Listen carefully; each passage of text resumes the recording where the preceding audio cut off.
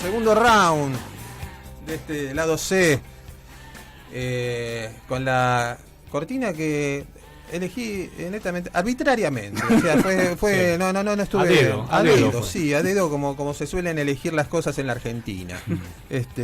Pero bueno, espero convencer a mis compañeros de que les guste, o por lo menos que se acostumbren, ya que seguro que conocerán cuál es la canción. El señor Jassenbach. Sí, que tuvo un paso esta canción, y creo que de ahí su carrera no tuvo mucha evolución. Él venía de Autobús, creo que una banda, ¿no? De los 80. Después fue el bajista de Los Rodríguez. Claro. Y me acuerdo que con fue como un hit, el hit de ese momento. Y después, bueno, pero alguien que tenía una linda poesía, media tanguera, media bohemia. Después, bueno, hay que sostenerlo con talento muchas veces, o con suerte, ¿no? Porque si hablamos de talento, suerte y éxito son cosas que a veces no van de la mano. No van de la mano, sí. Más en estos tiempos que corren, donde sí, escuchamos cada cosa. Pero bueno, hablando de talento, de buena música, de buenos momentos, Sergio, ¿qué nos preparaste para hoy? Primer programa. Bueno, primer programa, primera columna que voy a realizar en el lado C, tiene que ver un poco con el rock y la literatura. Vos sabés, Gustavo, Leandro, que cuando vas a una librería ahora cada vez hay más espacio para libros dedicados al rock, que tienen que ver con biografías o con historias de músicos o de bandas, ¿no? Sobre todo biografías de músicos y también autobiografías, músicos o productores que escriben sus propios libros contando esa historia. Y hace muy poquito se editó una autobiografía del que quizás sea el productor discográfico más famoso de la Argentina, con sus cosas buenas y malas, con sus grises y blancos, ¿no? Que es nada más y nada menos que Daniel Greenback, que acaba de editar su biografía, salió hace muy pocos días, que se llama Te amo, te odio, dame más. Obviamente es una línea de la letra del tema de Charly García, No llores por mi Argentina, de Serú Girán, de la cual Daniel Greenback fue productor durante muchos años. Lo interesante de esta biografía es que cuenta el lado bueno y malo de su carrera. Es una autobiografía, la escribió él mismo y es totalmente descarnado. Cuenta sus éxitos más grandes, sobre todo en los 90, con el 1-1 que le permitió traer a alguna de las bandas más grandes del mundo, pero también algunos fracasos estrepitosos que tuvo y algunas decisiones comerciales y artísticas que no siempre le salieron muy bien y que le trajeron muchos problemas, ¿no? Y que afectaron mucho su imagen. Pero la verdad que es un libro muy interesante, muy entretenido, muy ameno de leer, y comienza cronológicamente. Cuenta, él era miembro de una familia judía muy acomodada de Buenos Aires, y con solo 18 años viaja a Estados Unidos, donde un tío de él vivía allá y era productor discográfico. Este tío, que se llamaba Herb Greenback, era productor de nada más y nada menos que Frank Zappa. Con lo cual, allá con 18 años empezó a trabajar con su tío y tuvo una escuela increíble sobre cómo producir en las grandes ligas.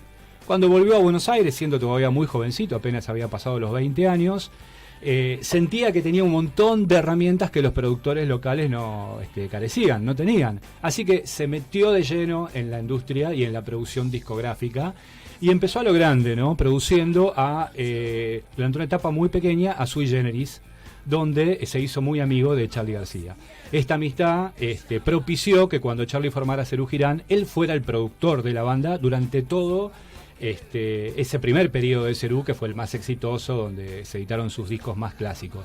Es más, en aquella época se pensaba que Daniel Greenback era el quinto Serú Girán, dado la importancia que tenía, porque todas las decisiones artísticas Charly García las consultaba con él, así que fue una parte fundamental. Pero bueno, con Charly tuvo una relación de amor-odio que tuvo varias idas y vueltas. Él fue productor también de la primera parte de su carrera solista y las cosas no terminaron muy bien. Cuenta la leyenda que un día Charly se apareció por la oficina de Daniel Greenback con un par de aerosoles y le pintó toda la oficina por una liquidación de gastos que él consideraba que no estaba demasiado bien hecha. Así que sí, las relaciones nunca terminaron bien con Charly. Eso lo leí yo en el disco, en el libro de Sergio Marchi, ¿no? Que sí, hace no digas nada, sí, en las cuales también comenta como que Charly en ese momento era gran generador de plata.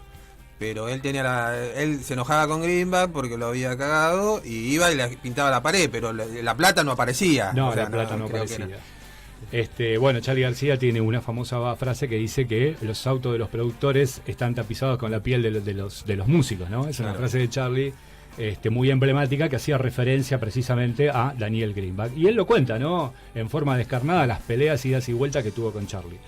Pero bueno, produciendo a Charly García y a Serú Girán se hizo muy famoso, el productor más famoso de la Argentina. Incluso incursionó fuera del rock. Fue el productor que trajo a Mercedes Sosa en plena dictadura en el año 80 y le produjo una serie de recitales en el Teatro Ópera que fueron históricos y que significaron una especie de resistencia a la dictadura. Incluso esos recitales fueron editados en un vinilo en vivo, que es el disco más vendido de Mercedes Sosa en toda su historia. Con lo cual ya era un productor instalado, muy instalado en la Argentina, y todas las bandas querían que él fuera el productor. Y ahí es donde arma su propia productora, DG Discos, que además tenía un sello discográfico. Muchas bandas empezaban a editarse con su sello discográfico, DG Discos. Su primera banda que produjo se llamaba Dulce 16, que tuvo mucho éxito a principios de los 80. Y por supuesto los discos de Serú Girán salían por su sello. Y el primer disco de Charly García, Yendo de la cama al living, se edita por el sello de Daniel Greenback, con el cual las puertas de la masividad se le abrían, ¿no? Las puertas de la masividad y de los grandes negocios discográficos se le abrían. Pero Daniel Greenback pasa a ser una persona muy importante más allá de la producción discográfica cuando se convierte en el dueño de una nueva FM que vino a revolucionar, vos recién la nombrabas, Gustavo, vino a revolucionar el formato de cómo se hacía radio en Argentina, que es obviamente la Rock and Pop, que primero nació como una radio de música, simplemente. Él tenía un sueño que era musicalizar radio, ese era su sueño. Por eso se compró una radio solamente para musicalizar, pero se dio cuenta de que podía empezar a agregar programas, y ahí se produce una verdadera revolución porque se cambió la forma de hacer radio. Ahí aparecieron Lalo Mir, Douglas Vinci, Bobby Flores, Mario Pergolini, Ari Paluche, Eduardo de la Puente, Gustavo Olmedo y otro montón, el Ruso Berea y otro montón de comunicadores. Una camada también de productores y de asistentes que después fueron figuras dentro del periodismo y dentro de la radio, ¿no? Y que siguen vigentes. Claro, ponele Diego Angeli, el chico que presenta el clima en el canal en C5N, o sea, era productor de Pergolini, y Nacho Guano, y así un montón de otras personalidades de la radio que hicieron carrera, ¿no? Bueno, Andy Kuznetsov empezó como productor de la Rock and Pop.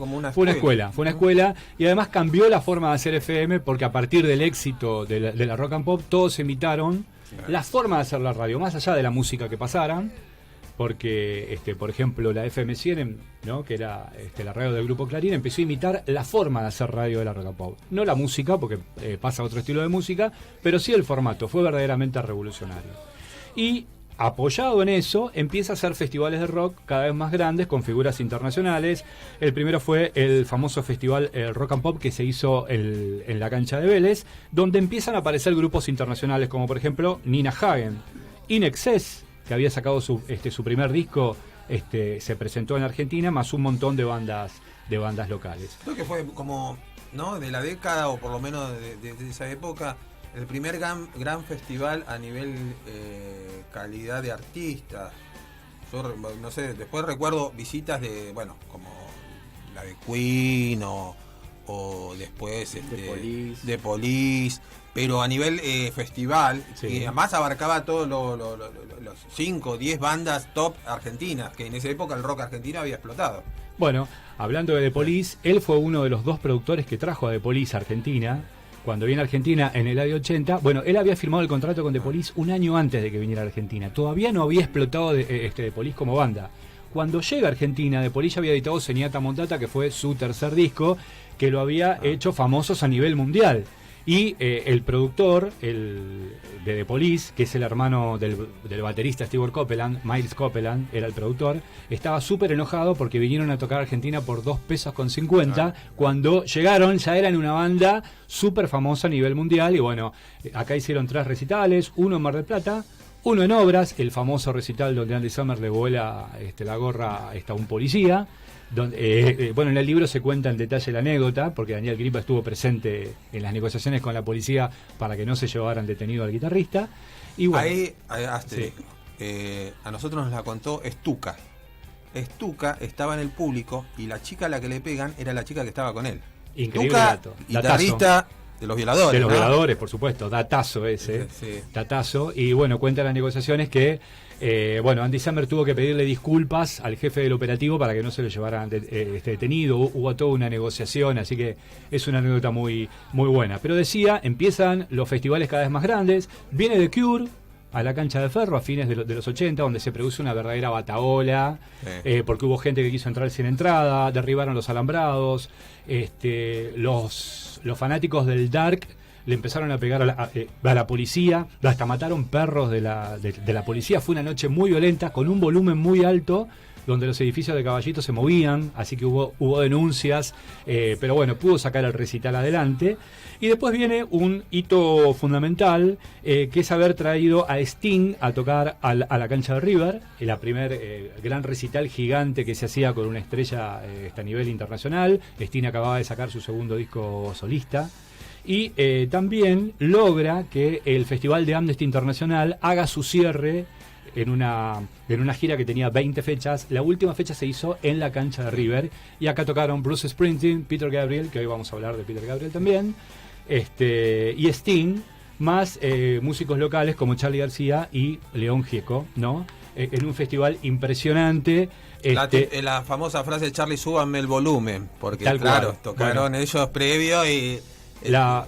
Vos sabés que hubo una gran negociación, porque los artistas locales, solamente León Gieco tenía que tocar 2 temas y Charly García 3 temas.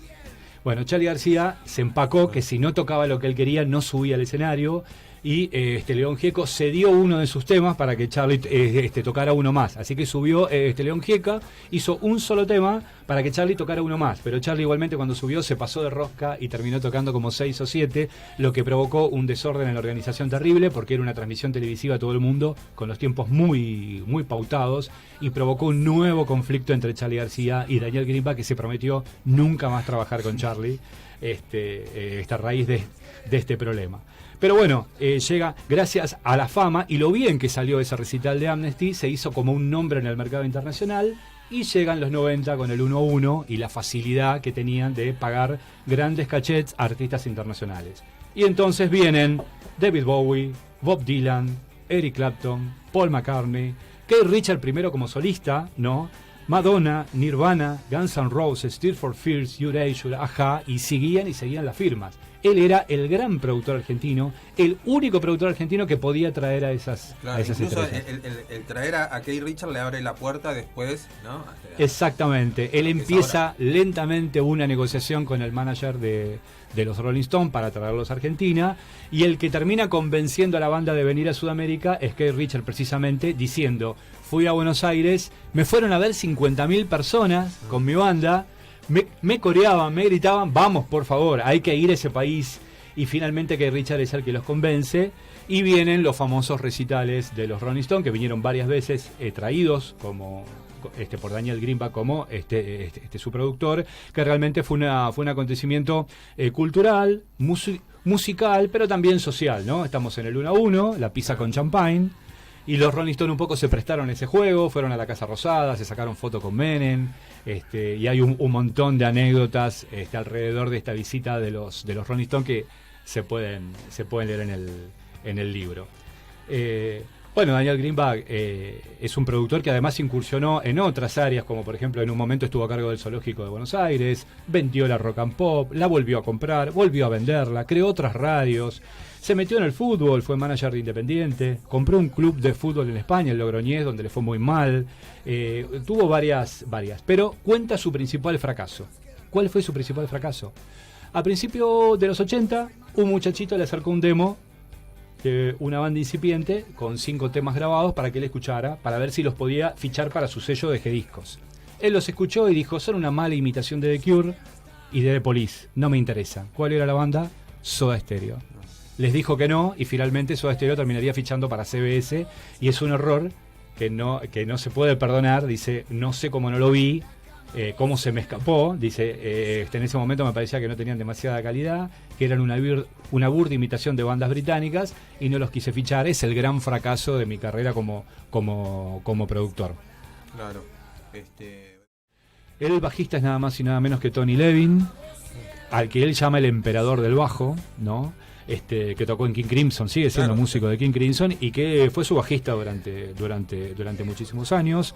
El baterista es Manu Capché, que es un músico senegalés que fue baterista de Sting. Ahí lo conoció Peter Gabriel y lo captó para su banda y sigue siendo su baterista durante muchísimos años. Y participa también haciendo ruiditos y algunas cosas algunos sonidos muy especiales, nada más y nada menos que Brian Eno, que es uno de los grandes productores ingleses de música, productor de grandes bandas y de grandes discos. Ha metido mano en YouTube, por ejemplo, en Action Baby para cambiarles el sonido, uno de los productores de Brian Eno. De Joshua Tree también, por supuesto.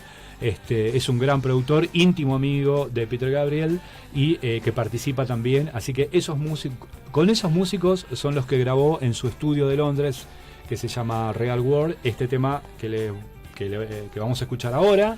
El tema se llama Panepticum, o sea, panéptico, que es las torres que se instalaban en las cárceles para controlar mejor a los presos, ¿no? Y es una especie de metáfora del control social que tienen ahora las redes sociales y la tecnología sobre las sociedades modernas. El tema se llama Panóptico y es el nuevo tema compuesto nada más y nada menos que por Peter Gabriel. Bueno, nombraste esto y ahora nos van a empezar a aparecer publicidades de todo lo que dijiste, ¿entendés? Imagínate si no estamos controlados. Olvídate que sí.